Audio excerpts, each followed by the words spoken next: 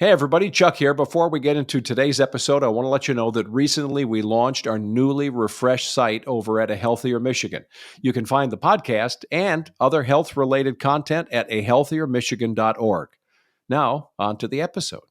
So, is it possible to take a test that shows you which foods to avoid?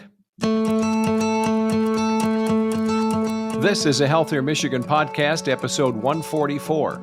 Coming up, we discuss food sensitivity tests and how to understand them and how reliable are they? Great question. Welcome to A Healthier Michigan podcast, the podcast dedicated to navigating how we improve our health and well-being through small, healthy habits we can start right now.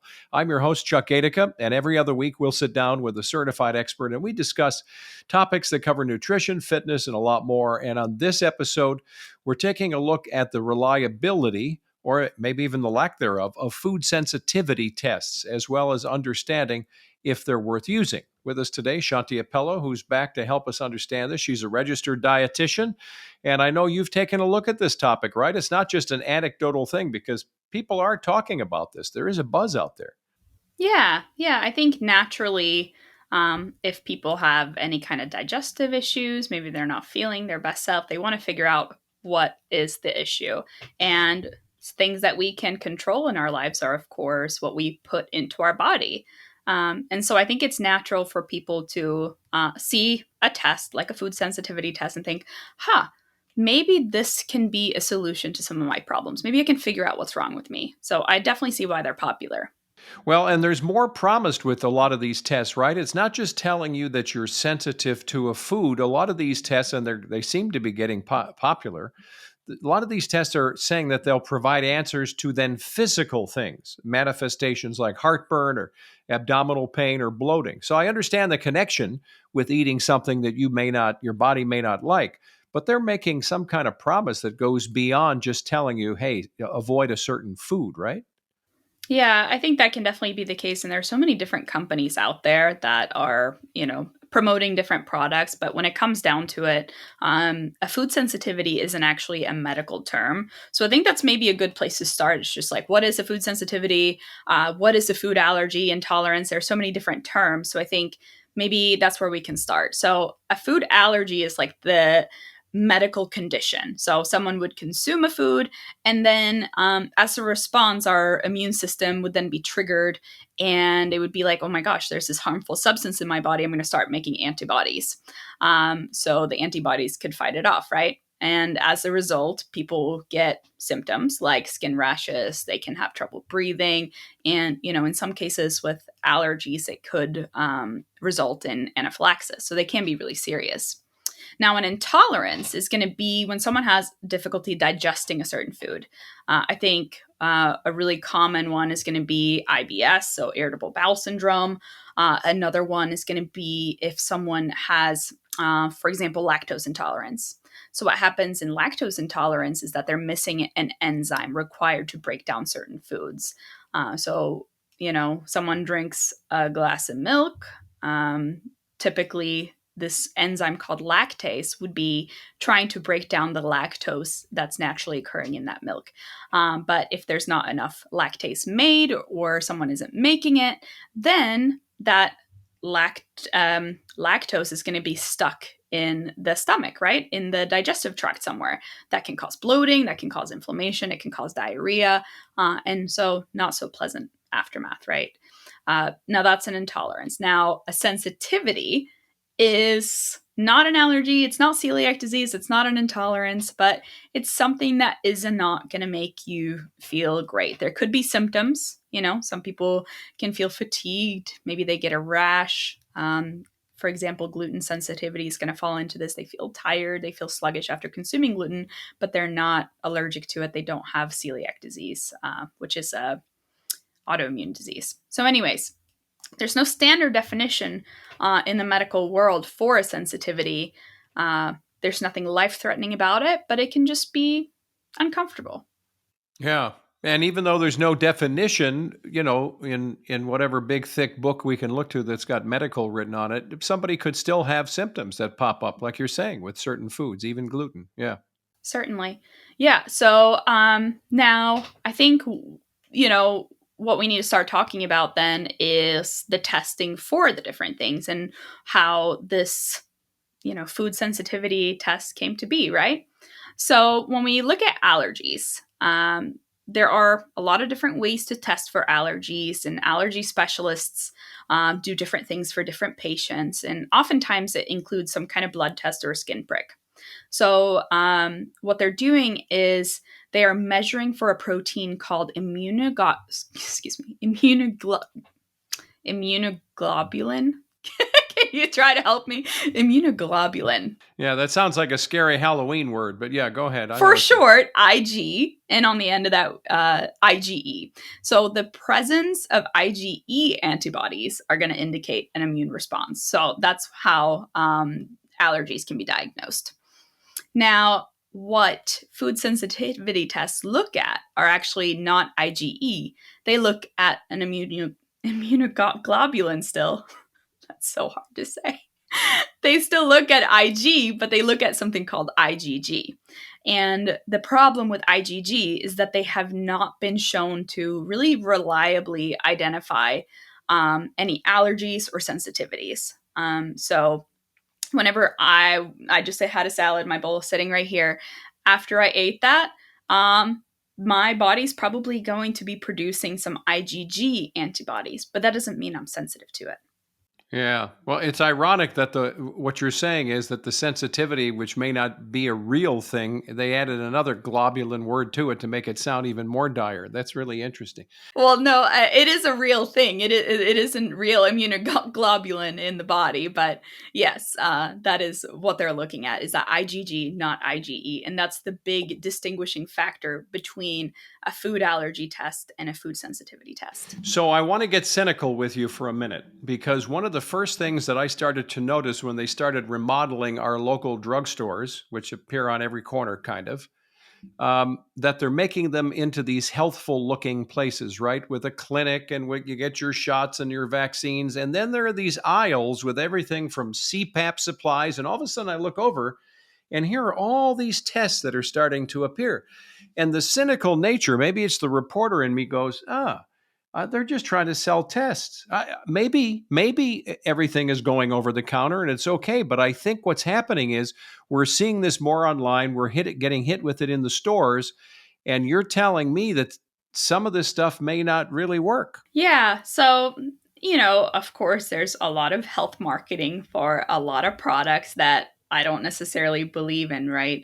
But I think what we need to look at here is just the evidence, right? Also, when we look at professional organizations that specialize in allergies and things like that, none of them are recommending these food sensitivity tests. So there's really no evidence that making changes in your diet based on these food sensitivity test results makes a positive change in your life, right? So I think that's what we need to look at here.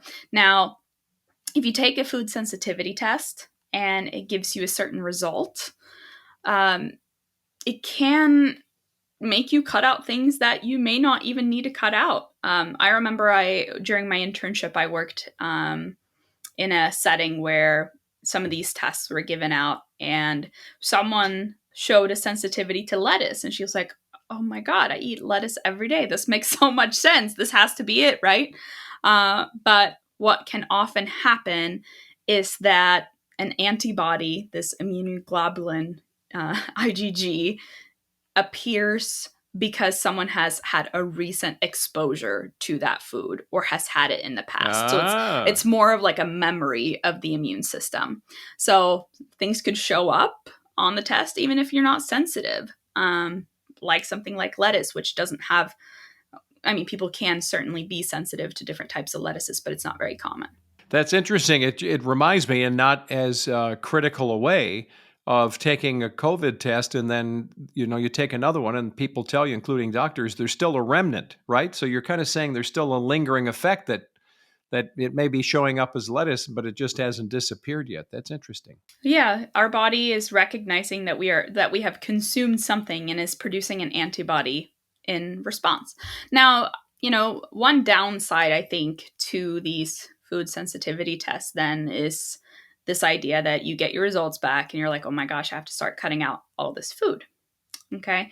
First of all, that creates a lot of anxiety. I think health anxiety is a very real thing. And I don't think people should be afraid of foods as a result of these tests. You know what I mean? So can these tests affect somebody's diet or health, Shanti? So if someone takes this test and they get a range of results, I think it can cause a lot of different things. One is that they could start making changes to their diet when they don't actually need to be making changes to their diet. They think they're sensitive to something.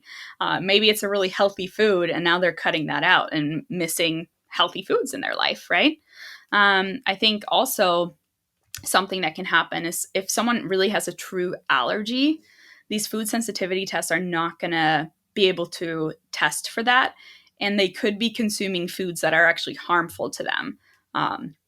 So going to a real allergist, involving your doctor, talking to a dietitian is a much better way to go about it. And then I think a very real thing with a lot of these tests that exist is that they can cause a lot of health anxiety. Maybe we're now fearful of eating certain foods, even though they wouldn't be causing us any issues. Well, and you started to go down this path, the idea that what if your test comes back and it shows you've got 3 or 4 different items, different vegetables or something you shouldn't eat, and you throw them all out the window, right? And it would be unnecessary. Well, yeah, and it may not even be real for any of the 3 or 4. It may be one of them, but to your point, it seems to me that maybe there's what's old is new again. What is the solid way of testing if you think you are having digestive symptoms and you've got food sensitivity? What should we be doing? The first thing you want to do is, of course, talk to your doctor. If there's a potential that there could be a true allergy there, that's something to explore first, right? But something that does work is an elimination diet. And this is definitely something that you want to do in coordination with a health professional, like your primary care physician. They'd likely put you in contact with a registered dietitian who specializes in this kind of thing, and start kind of cutting out things that could potentially be making you sick. A big part of that, too, is keeping a diary for yourself where you are consuming food.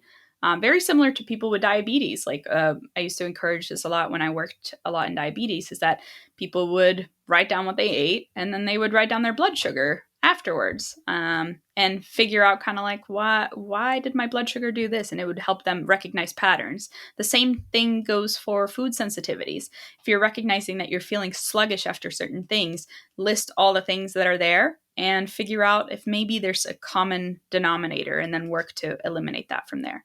I think that's a lot of wisdom. And I think oftentimes we forget that some of the things we're eating actually have a product that could be causing it, but it's not labeled as such. For instance, I have a friend that found out that they were lactose intolerant, but they loved pizza. They didn't really intellectually make the connection, of the cheese. But I mean, we all kind of know it. But when you like pizza and it's lathered up, they're like, oh, ding, the light bulb went off. And they're like, okay, now I get it. Right. So sometimes it takes a minute to narrow that down by process of elimination. Yeah, and just it allows you to become more aware of what ingredients are really in certain foods, and in some ways, it can allow you to eat very healthy because you're getting down to the basics of whole ingredients and trying to figure it out from there. So as we start to wrap things up then, takeaways for us on this whole idea of these tests, these sensitivity tests, because they are getting some traction. I think if you ever have questions about any of these, regardless of what kind of home test it is, make sure that you're involving your physician, your primary care provider, asking them questions. I think what has happened in recent years and why a lot of these tests gained popularity is through social media. So there are a lot of influencers that promote them. They may go online and say, hey, I took this test, I cut all these things out, and now I feel amazing. Those are stories that make us really motivated to want to try them, right? So just think twice about that, see where those commissions are coming from, if it's an ad, and again, just involve your healthcare provider because they are going to know best. Well, that's great. Well, it's good to have you with us, and I've heard of these, but never thought that they didn't have that much value, but you really brought it home for us. Thanks, Shanti. Thanks. Shanti Appello with us, a registered dietitian for Blue Cross Blue Shield of Michigan. And if you like listening to a Healthier Michigan podcast, just so you know, it's brought to you by Blue Cross Blue Shield of Michigan. And if you want to know more about the show, check us out. There's a refreshed new looking website. It's ahealthiermichigan.org/podcast. A lot of awesome content there for you. You can leave us reviews or ratings on Apple Podcast or Spotify. You can catch episodes now on our YouTube channel, so you can check us out there. And also follow us on Facebook, Instagram, or Twitter. You can get the new episodes, all the old episodes on your smartphone or tablet, so you can make them part of your healthy journey even while you're working out. Be sure to subscribe. Hit that button. Subscribe to us on Apple Podcasts, Spotify, or your favorite podcast app. I'm Chuck Gatica. Be well.